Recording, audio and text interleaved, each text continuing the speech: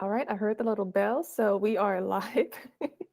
Okay, so hello and welcome to everybody catching this replay. Today I'm going to be interviewing my friend and wonderful bookkeeper, Megan, about her course, the Complete Bookkeeper Scaling Bootcamp. So I'm super excited about this. Her course covers like the 5 essential components to scale your bookkeeping business. And if you already signed up to get a free guide on this, you already know what these 5 components are. But if not, I'll have a link in the description for you to get the information. And maybe even during the call, Megan will give us a quick overview. But first, before I dive into asking you a ton of questions, Megan, along with the questions from some of the bookkeepers who registered for this replay, I'm going to go ahead and give everyone a warning. My son is on the call. If you see his little hands, don't be alarmed. And yeah, that's it from me. Megan, I'll go ahead and give you the floor. Yeah, thanks, Chisani. I appreciate you taking the time to let me talk about this and share it with everybody. Mhm. Yeah, this course kind of surprised me when it came to fruition. So I'm a part of Bookkeeper Launch. I know a lot of people watching probably are too. And a lot of people would ask questions about hiring and all kinds of growth and scaling questions in the group. And so, I had a lot of growth last year that just kind of explosively happened unpredictably. I'm Mhm. grateful for it, but I learned a lot. And so, as I would share my experiences, people would ask a lot of follow-up questions or ask a lot of questions in direct messages. And as much as I love to help people, I do have a family and other and time constraints. And so from there, realizing that there was a really great need for people to have more support with growth. That's kind of where this course was born from. Kind of came out of left field for me, but my teaching background kind of went, ooh, this is so fun. So it's been a real exciting project for me. Yeah, and it's been excited watching the whole process happen. Like this has been so fun just watching all of that. Like you're really taking off. I'm super excited and happy for you. Thanks. Thanks. It's been a fun journey. Okay. So I have a couple of questions for you, as far as the course overall. And then after that, I want to ask you a few questions from some of the subscribers that registered for the replay. Sound good? Okay. Sounds great. Okay. So I know one of the burning questions I know a lot of people are going to have is who is an ideal candidate for investing in this course? Who is this really meant for specifically? Absolutely. So, first of all, this course is most ideal for people who have probably a handful of clients. So they've gotten their feet wet. They kind of know what they need to do on a regular basis with their clients, but they're looking forward and saying, oh, in the next 6, 12 months, I really want to grow and I want to grow a lot.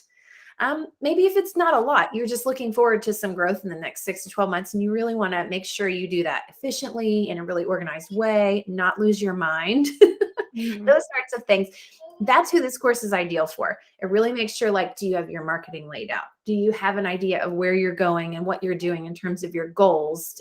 You can plan for some team building, that sort of stuff. Now, Mhm. if you're past that point and you're like, oh my gosh, I'm drowning, is it still going to help you?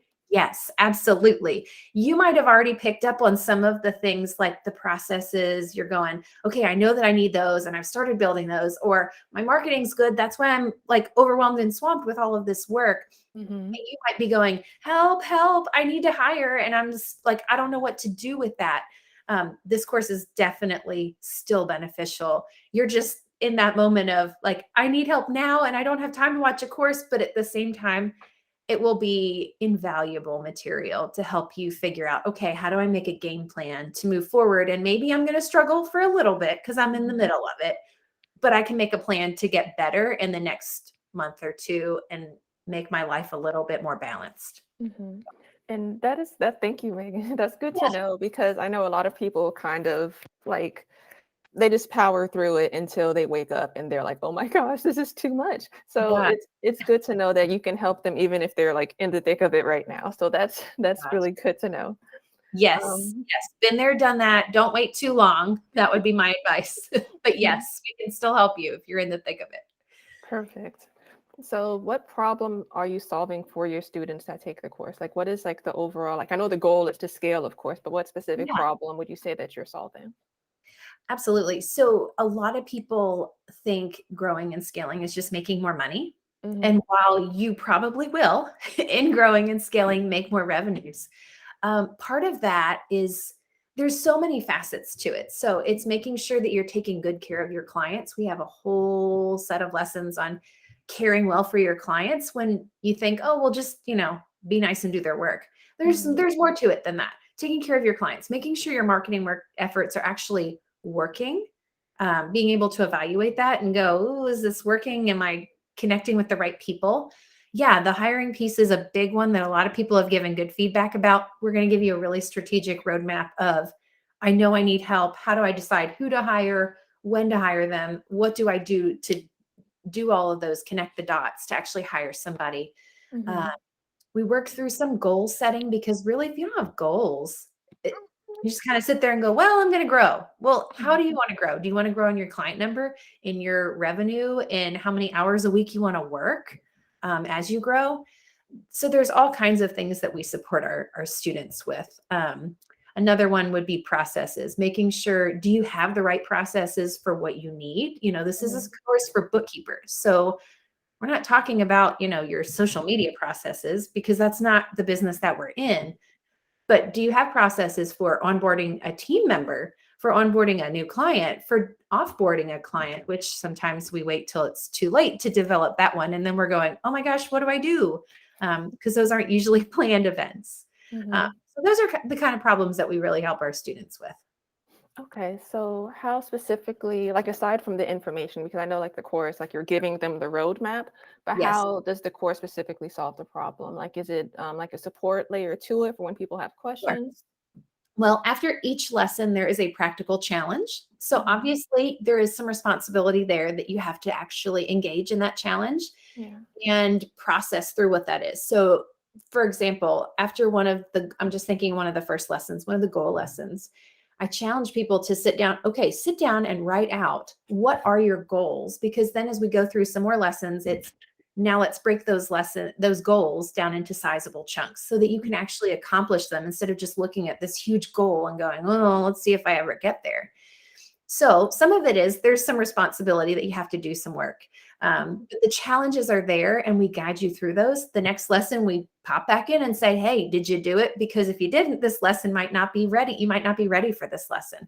In addition to that, we do have a private Facebook group where we talk with our students. We check in on Mondays and say, hey, what are you doing this week? Do you need any help? Are things going well? Friday, we check back in. How did it go? Did you accomplish the things you wanted to? If you had something scary, one of our students this week said, I have this networking webinar that I'm a part of and I'm a little nervous. How did it go? What did you say? Was the question and answer as smooth as you thought it would be? So there's lots of different pieces to help you be successful and hold you accountable. Okay, perfect. Because I know, like me specifically, like my issue with courses is I'll just try to power through the information and then not really take any action. So I'm Right. glad you have little road bumps in there to say, hey, stop, focus, get it done. And you offer like that community so that you have like that group support. So I think Absolutely. that's wonderful. I know that's Thanks. one of the Yeah. biggest things people care about is that community part. It's easy to power through content and information. I think that's a Mhm. really common thing with digital courses these days. I mean, in a group that I'm a part of, we're reading a book and I'm like, I just want to power through and finish the book. But then I'm like, well, have these things that I actually want to apply knowledge that I've gotten to skills that I have and make this better for my firm. Well, it takes time. You have to pause. You have to be intentional. And so we have like a roadmap note taking kind of sheet too that goes with it. So you have somewhere to put all of the things too. Um, but it's important to stop and reflect, but it's so tempting to just power through and check, I did it. Absolutely. Especially when you see like the progress that you're making, you're this percent done. It's like, oh my gosh, let me just finish. But okay, perfect. So aside from like the accountability, the information, of course, and Yeah. the community, what are some other benefits to the course? Well, I've been thinking about this a lot lately for me personally. And I think as we grow and scale, we really need some camaraderie with other people that are in a similar place. Yeah. And you can't just poof, dream it up or like have a goal of like, I'm going to get it. How are you going to get the camaraderie? And so Mhm. inside of our group, I think a lot of our first round students might have already known each other. So that's a great benefit. But there is at least one or two newer faces to the group. And so I think there's some camaraderie there that just builds from we're in the same place at the same time. We're experiencing the same challenges. We Mhm. can bounce ideas off of each other. There's been good dialogue in some of our posts and threads with comments of students talking about and helping each other with their issues too. So that's been really cool. Um, I think a big popular thing right now is mastermind groups. Yeah. And I think that the big flashiness of all of that boils down to I need to talk to other people that are in the same place at the same time as me. And this Mhm. really does connect people who are in that same zone that you're in. Awesome, awesome. So, so would you say everyone's on the same level as far as like I know the goal is going to be the same to grow and scale, Yeah. but do they all have like the same like amount of clients? Like what other similarities does everyone have? So far with this group, I have found that everybody is on the precipice of hiring. Okay. And they're either standing there going, "Do I hire?" Or I know one in particular has said, "I hired and it crashed and burned, so I need to do it again." Mm-hmm. And now she's got some new skills and tools that she can try it again. And then there are two that recently have said, I'm on the brink of hiring, like I'm getting my stuff developed. I'm going to be there in 2 months. So I know in terms of that, that has been a key factor with this, or a key theme with this group, that everybody's kind of like, okay, like I'm ready to hire.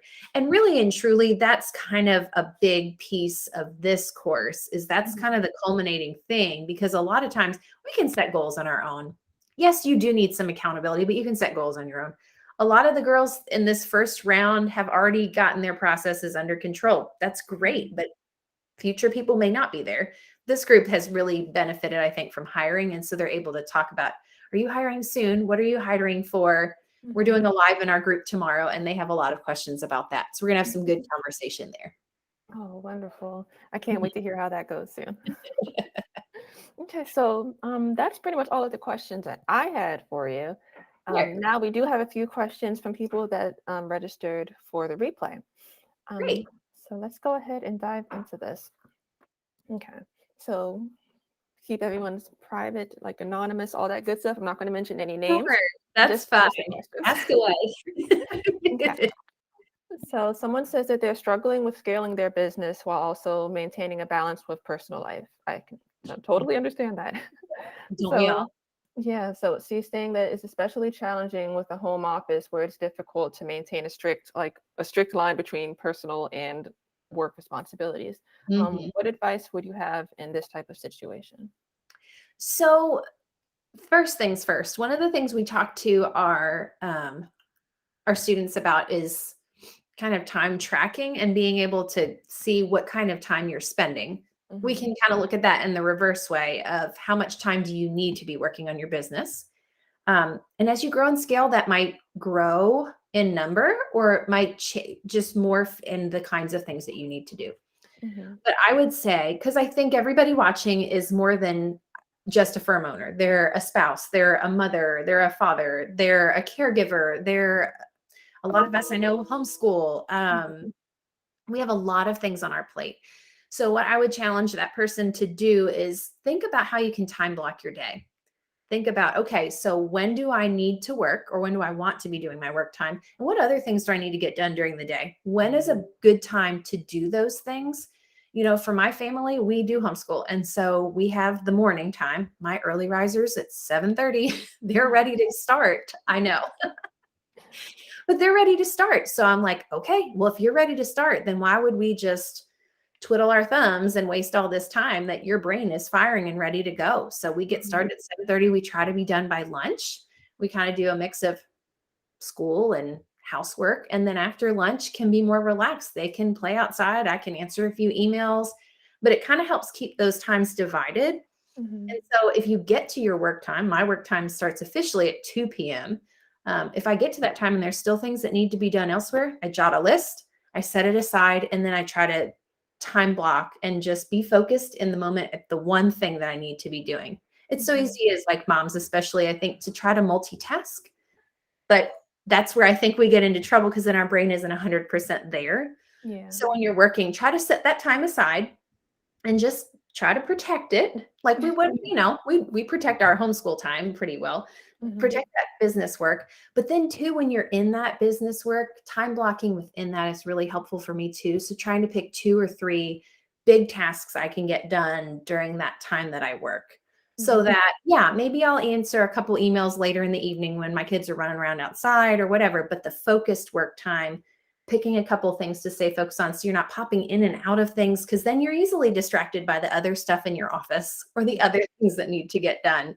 Mhm. So I think just scheduling and time blocking, it sounds so daunting, but start small. When do you want to work? And then kind of step back and go, what else needs to get done? And how can you sandwich it around that, I guess? Mhm. Okay. And that's a great answer. Kind of like a sub question, I guess. For Mhm. time blocking, how are you doing? Are you using like a tool? I know I just started doing this and I use my calendar and it's kind of overwhelming to hear the dings like every 15 minutes.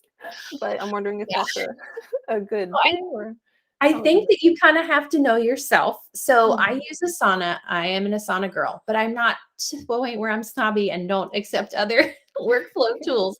If ClickUp works for your brain, great. I've heard great things about it. I tried it. It didn't mesh with my brain. But there's a lot of tools out there that you can use to kind of help keep things organized with your tasks. So I have Asana. I think it's called a project. It's called My Week. And I Mhm. have Monday, and then I can list a few tasks underneath Monday, Tuesday, Wednesday. And I'll put my meetings in there at certain times. I have no dings though, because I'm like you, Chisani. I could not hear dings every so many minutes. And don't get me wrong, reminders are important. Yeah. I know myself though, if I hear the dings, then I'm going to get overwhelmed if I haven't finished it, or if my schedule gets altered a little that day, maybe I start work later, but I work later in the day, then all those dings are going off at the wrong time for me. Mhm. So I do better with a list, like a to-do list that's kind of generic, but sometimes my to-do list that's generic, I'll know, okay, go into that project and find the specific task. So I might just say this client work, and I know Mhm. to go in, look at the specifics, but it still keeps me focused on where I need to be and what I need to do. Okay. So maybe not so time bound, Yeah, but that more that sounds like a lot better than what I currently have going on. progress. We're always making progress with this, right? Yeah. Okay. Oh man. So thank you for that. Let me write that down before I forget. Just do a basic to-do list. No need to complicate things. Okay. Because you know what your to-do list means. It might be Mhm. chicken scratch to someone else, but you know what it means. Yeah. Okay, let me find the next question. Oh, okay, this is a good one. Is Mhm. there an example of mistakes to avoid making when you're scaling? I can already think of Oh one that you always mention is my God. waiting too long to hire, but Don't be me and wait so long to hire. So a lot of people think like, well, I'll feel when I need to hire. Okay, Mhm. well, that's nice, but so for example, last year I set goals. I said, okay, I think I can onboard one new client a month. So maybe by the end of the year, I'll have onboarded 12 clients. And Mhm. I also set a goal. I said, I think by the end of the year, in order to do all of that, I will need to hire a team member. All of that was correct. However, that happened by June. So by June, I was drowning. And it's fair. I knew that I would need a team member by the time I had those clients. It just all happened so fast that I didn't have time to stop and go, wow, like I think I'm working more than I need to. I need to look into hiring. And so it happened way too late. So Mhm. something we do in our course is we encourage time tracking, and it's not, and then it doesn't need to be this extra task. Sometimes it feels like that. If you set it up right, it's really just keeping track of where you're spending your time and then going back and looking at it. Because at the end of the day, sometimes we just sit down and just get to going and we don't think like, well, how many hours did I work this week? That's a goal that I'm working on currently. But last June, whew, I remember the day when I went, it's time to hire. I was at my Mhm. computer at my kitchen table. I looked over at 11 o'clock in the morning and my kids were on their third hour of TV in the summer. And I was like, I should be playing with them. We should be going to the park. We should be going out and doing the splash pad, whatever. And here I am working in the middle of the summer for the third hour and it's 11. Like it was just too much. And so that's my biggest thing is being aware of how much you want to work. And when you start approaching that, that's when it's time to start thinking about it. But I think another common one that a lot of people maybe downplay without meaning to is during our marketing module that we have, it really tells you and guides you to start thinking about who you want to work with, where you find those people, and if you really have your profile and reach set up well in those areas. And so I think that's helpful too, because I know somebody just posted in a group yesterday, I feel like my leads aren't good and I feel like I'm not attracting the right people. And after she commented a few times, people asked some follow-up questions, she realized, wow, maybe I am in the wrong place. If I want to reach creative people, maybe I need to be on Instagram and not in LinkedIn. Like, it's just thinking through those things strategically, and that could drastically change your growth, just being in the right place with the right Mhm. people. So those are two really big ones, because people go, well, I need more clients. Well, are you in the right place? Because if you're not, then it's not you. It's just you need to be somewhere else. Mhm.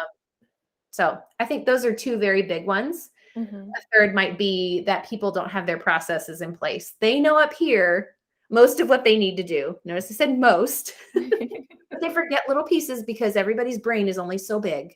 Mhm. Uh, no one just has this gifted big brain. We have lists of processes that we revisit and it reminds us of what to do.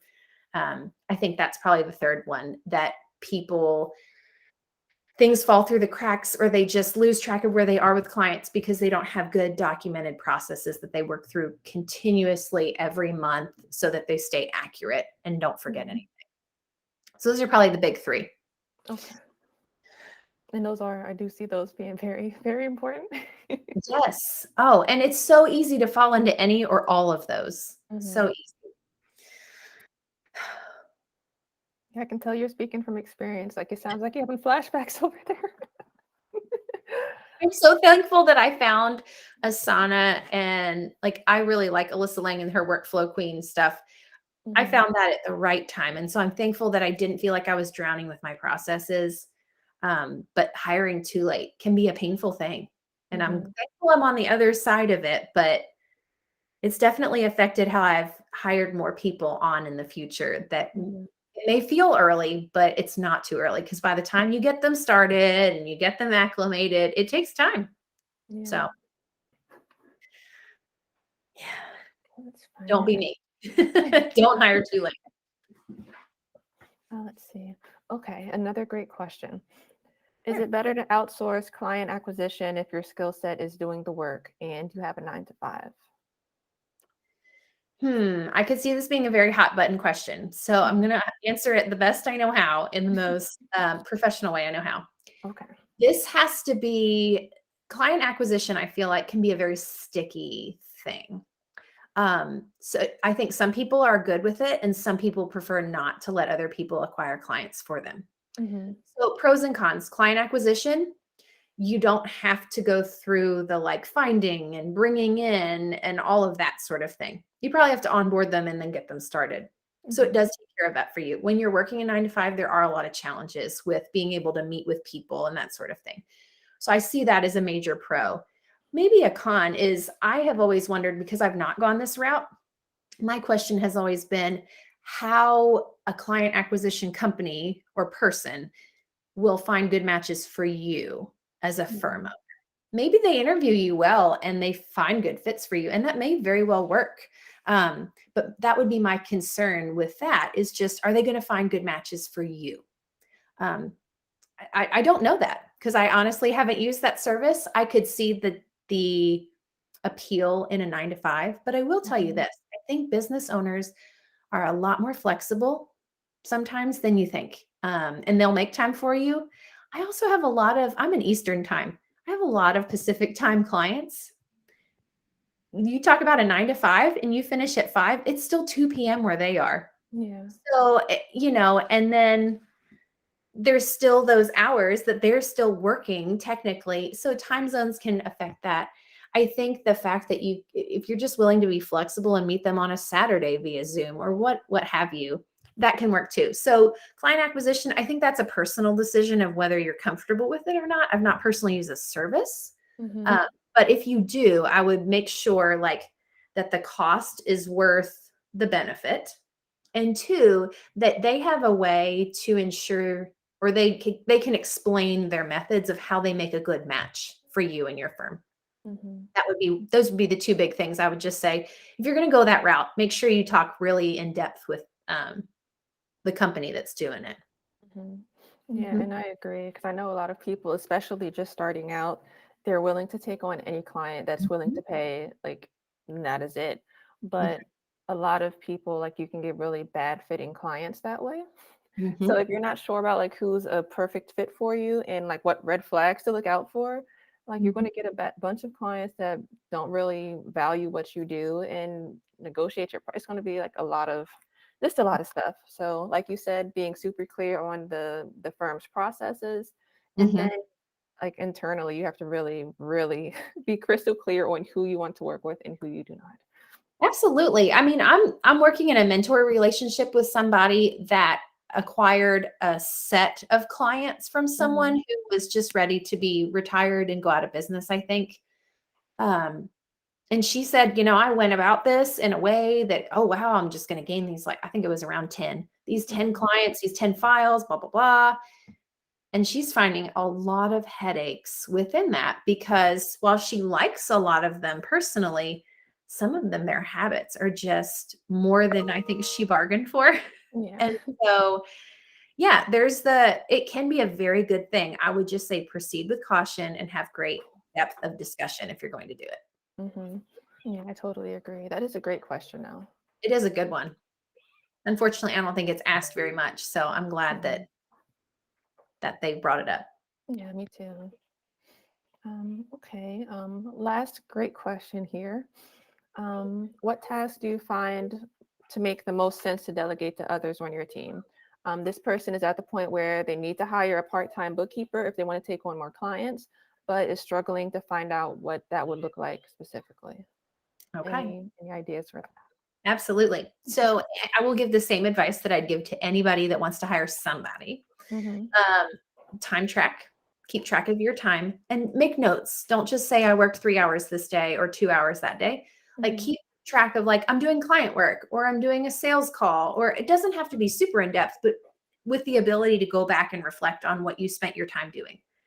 Do that for a month. I know people are like, a month, but bookkeeping really is a monthly process. And so if this were I mean, tax season, even, it's a couple months you probably need to track your time. So if we're Mm-hmm. talking about accountants that are watching, that's, I think a month for bookkeeping is helpful because you can see the whole process play out and then you start again. Mm-hmm. So once you've time tracked for a month, I'd go back and reflect. If you can only do it for a week or two, that's at least helpful. Just make sure you do it during like your busy weeks rather than your slower weeks when you have more Mm-hmm. time to yourself. Go back and look. What did you spend your time doing? And then I usually say, look at these three things. So number one, what did you spend the most time on? What did you spend time on that you don't like doing? And what did you spend time on that are low dollar tasks? So first, would you spend the most of your time doing?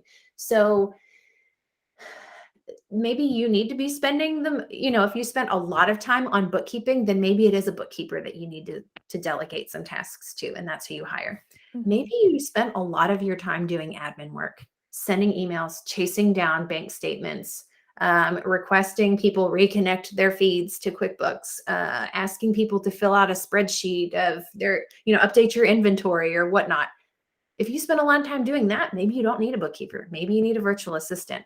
Mm-hmm. They have different skill sets. They sometimes have different pay grades based on what they're qualified or certified to do. So that's the first piece. So what are you spending a lot of time doing? Because that's probably where you're able to give up a lot of your time to someone else, your tasks to someone else. But when you write all those, you keep track of all that, then you know what tasks exactly to pass on. So that's Mm-hmm. number one. Number two, think about the things that you don't like doing. This doesn't always work because I have a friend who has said, oh, if I could give up meeting with clients, I would. But that's a really, really high dollar task. So that it kind of goes against the third part. But Mm-hmm. think about it. What are the things you hate doing? I'll be real honest. I do not love sending the email every month. Will you please upload your bank statements? So that was one of the first things that I passed off to my virtual assistant because I was like, I don't want to do this. I don't want to chase down bank statements and upload them in Google Drive. Like, it just was a lot for me. So that was one of the first things I was like, oh, I don't love it. Let's let go of it. Mhm. Um, but then, so you might consider that and see if that's feasible. And then third, the high dollar, low dollar tasks. So in bookkeeping, being able to review reports and analyze them and meet with clients, those are your high dollar tasks. That's where you're making money because of your expertise. Mhm. They're not paying you big bucks to file your bank statements. They're just not. And so to spend a great amount of your time doing low dollar tasks just doesn't make sense. Mhm. Um, so what I would encourage this person to do, track your time, analyze where you spent your time, and then go from there. Okay, what are the things I really want to or need to turn over?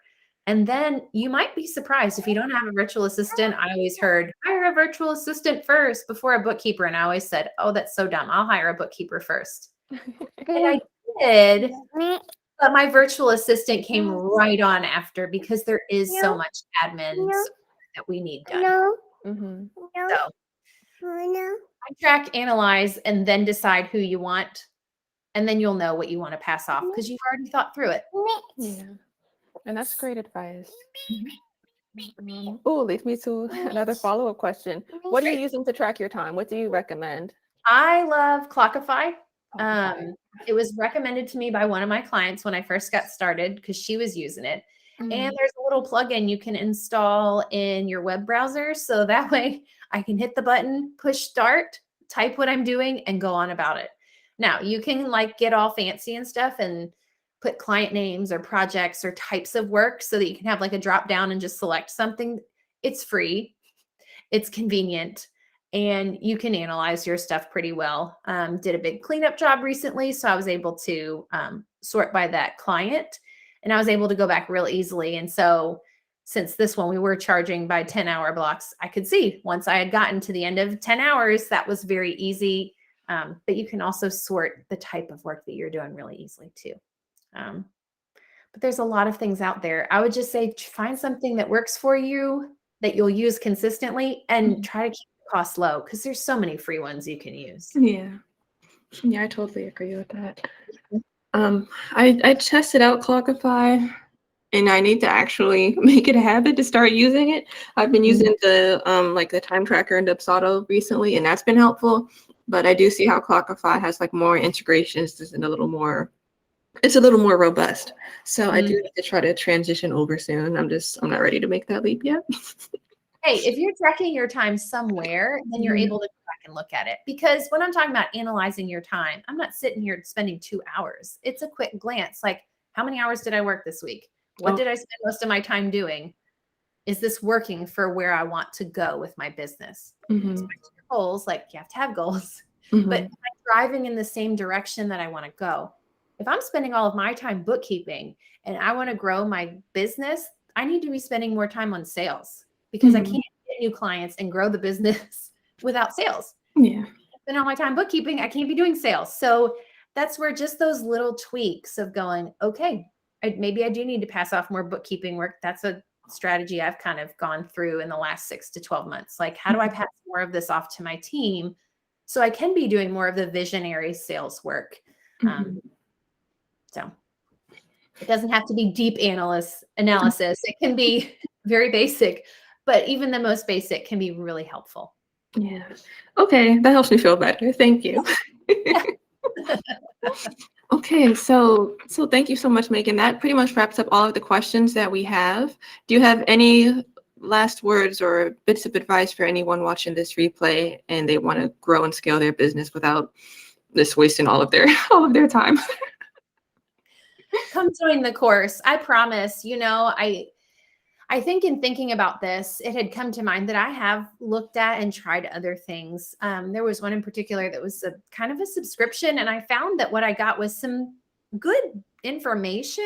Mhm, It was kind of a springboard for me because I felt like I got a private Facebook group and some information that was really pointed towards choosing a niche or a niche. mhm, I don't have one. I'm admitting it to everybody. I don't have one. And so a lot of that content felt really kind of inaccessible to me because I went, oh, I don't know that I can use a whole lot of this because I don't have a niche. And so mhm, I felt like I had tried it and the content was good, but then all I got for this monthly subscription more was this private Facebook group, which I felt like the questions were similar to others. So while mine does have private Facebook group, it's not as much about that as it is there's content in there and the content's accessible to everyone. So you don't have to have a niche. You don't have to have gone through Bookkeeper Launch. Well, I have, and I have a lot of friends who have. It doesn't matter where you started. This course is accessible for all people. And so we'd love to have you join us and grow and scale and help. Let us cheer you on from the sidelines as you do. Oh, that is wonderful. And I'm so glad you mentioned that you don't have a niche. So this is perfect for anyone who's wondering about that, because I know I recommend it all the time because it just makes things simpler, but you are like living, breathing, walking proof that you can still be successful without any of that. So I'm really glad you mentioned that. I totally forgot to mention it. So thank you. I just don't ever want people to think if they don't have one, they can't grow and scale. Because sometimes I feel like that message is out there. Now, will there be some efficiencies that you benefit from with a niche? Yes. Will your marketing efforts be easier? Yes. But is it impossible? No, it's not impossible at all. So thank you, Megan. I think that's a great way to end this presentation. Absolutely. Well, thank you again for the chance to chat, Chisani. I appreciate it. Oh, absolutely. Anytime I get to hop on a call with you is a pleasure.